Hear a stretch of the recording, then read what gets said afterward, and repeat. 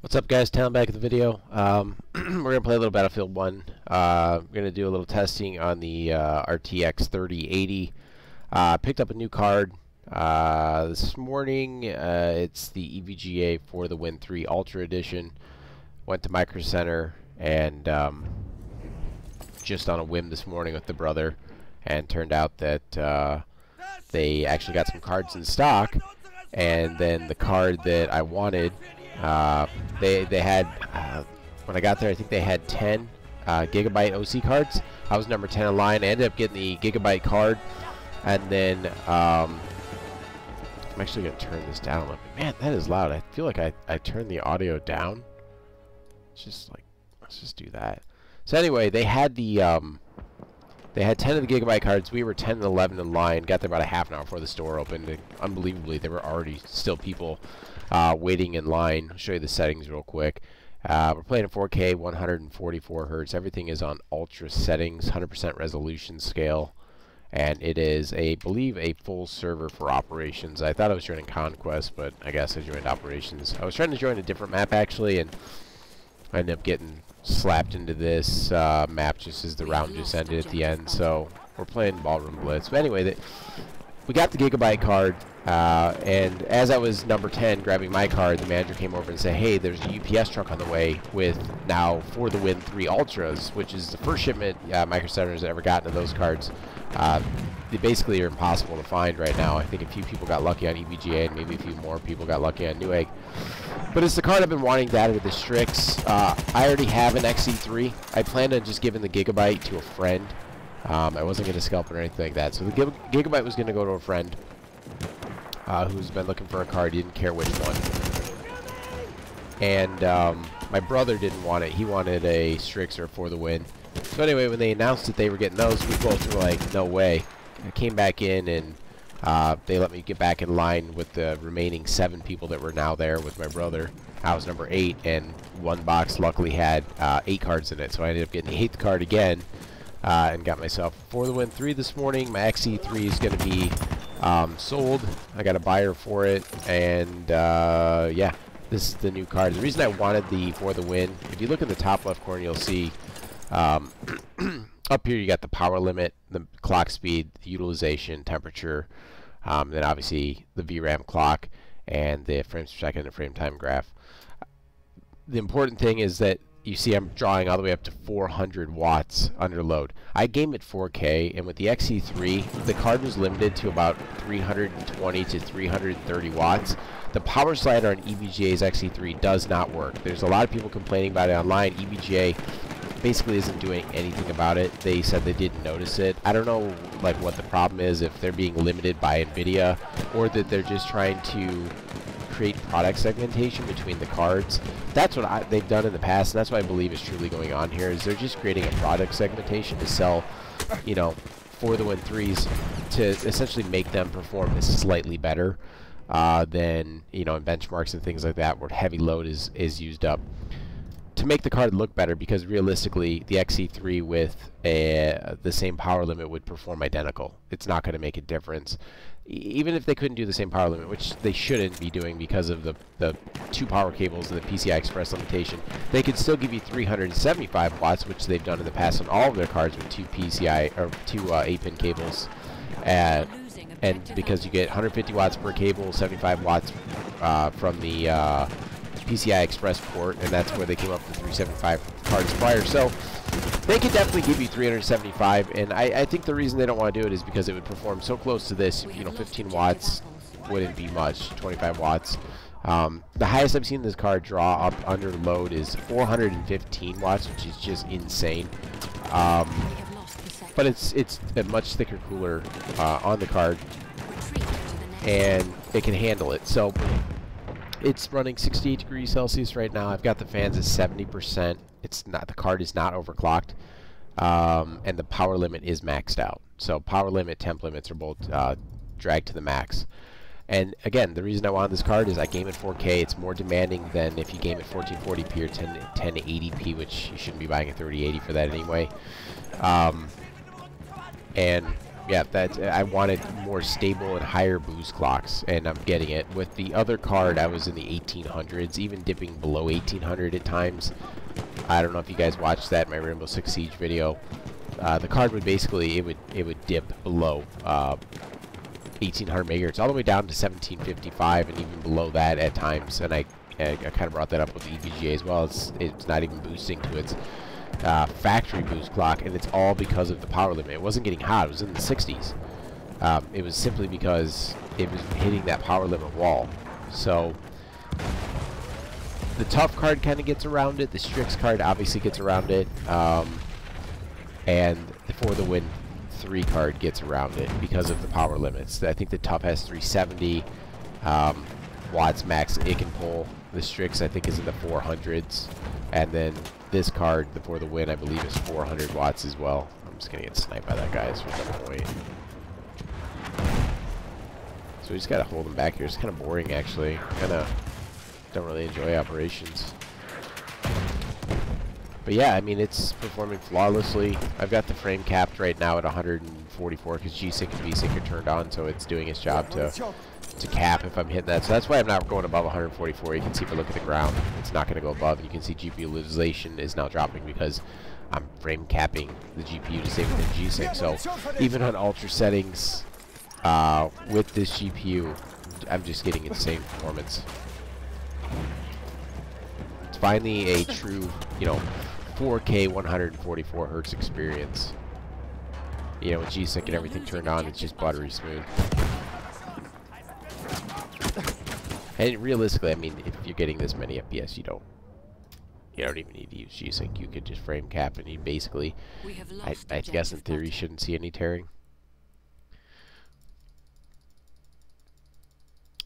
So yeah, it looks like it's kind of stabilized out at about 68 degrees. I think it was at 67, somewhere in there. 70% fan speed with the power limit maxed out, 400 watts of the card.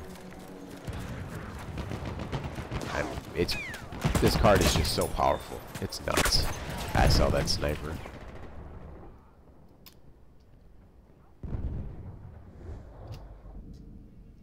So I'm very happy with it. I would really recommend to you guys to avoid the XE3 and really a few other brands as well that are kind of power limited. The XE3 is good if you game at 1440p. If you're gaming at 4K, I would probably avoid it, and that's simply because of its power limitation. And I don't think there's a way around it right now. The VBIOS, I did flash the VBIOS on it with other brands, even the tough VBIOS. And it will not, even though it recognizes that that's the power limit, it wouldn't use it. So they're doing something. I'm sure it will get figured out eventually by somebody, some modder in the community or overclocker. They'll figure out, you know, why it won't let it pull more power. But right now, as it stands, I flashed every VBIOS that was available pretty much, and none of them would allow the card to pull more than about 330 watts, with some peaks at about 340. It was 320, 330 where it stayed mostly, and then there'd be these small peaks. And the power limit slider should allow, the card's supposed to be able to go to 366. It never went to 366. This card's power limit is 400 watts, and you can see at times when it needs it, it will pull up to 400 watts. So, sort of frustrating.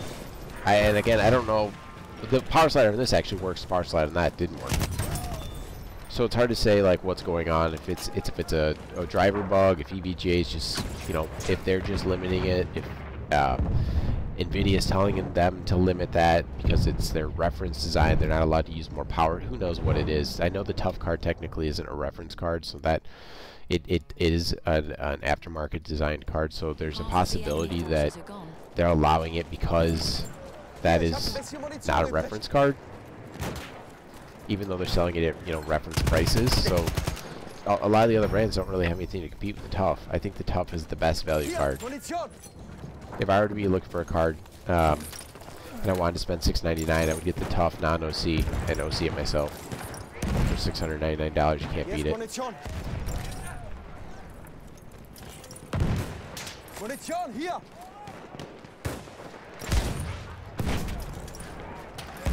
I feel like I should limit below 144. I feel like it would be smoother if I limited to like 141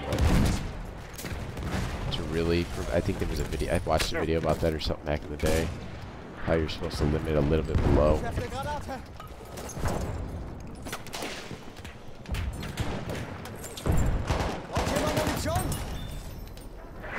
Oh, I keep reaching for, an anti-tank grenade that I don't have because I forget I'm not playing that class. And those, are they gonna move up or just like sit back there and snipe? Oh, we got a medic coming. Grab me up. At least I can give myself ammo. This guy too. You're welcome. Excuse me.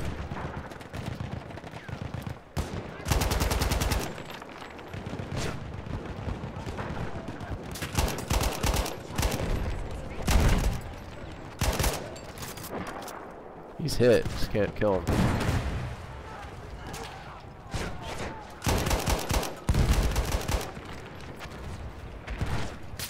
Oh, got a couple moving up.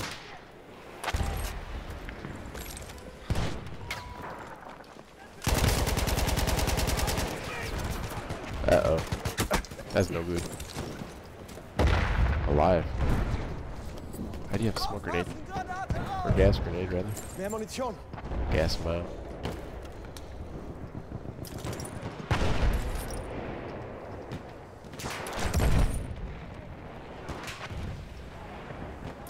Come on. Oh, there. There he is. Kinda showed himself. So it's just like running like locked. It's crazy. There's another one that got by over there.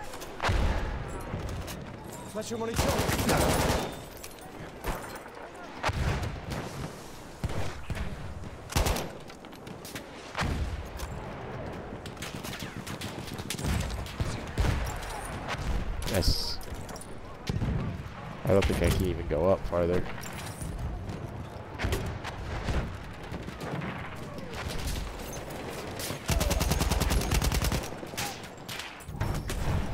No. Yeah, medic will grab me. So I just wanted to show this. I will play some other maps and things, but I wanted to show you guys this. And you can see the clock speed is, it's been pretty consistent, about 1965, 1950, somewhere in there. Pretty much this entire match. Temperature is still 67, 68. So again, it's pretty much topped out. It's not still continuing to increase. Yeah, this is an amazing card. Much better than the XE3 is, in my opinion, in terms of being able to like hold nice stable clocks, give you nice smooth gameplay. And then, like I said, this is stock. It's not even overclocked. I haven't overclocked it at all, so we should be seeing north of 2,000 megahertz under load at 4K with an overclock, and then we can get into undervolting and locking the clock in with a nice undervolt and maximizing our performance and keeping the temps in check to do even better. So yeah, even at stock, I don't think I need overclock. I'm getting 4K 144 hertz in this game. Most of my games are running just like butter. So 3080 is is the real deal. 2080 Ti, still a great card for the price. The performance on a 3080 is just phenomenal.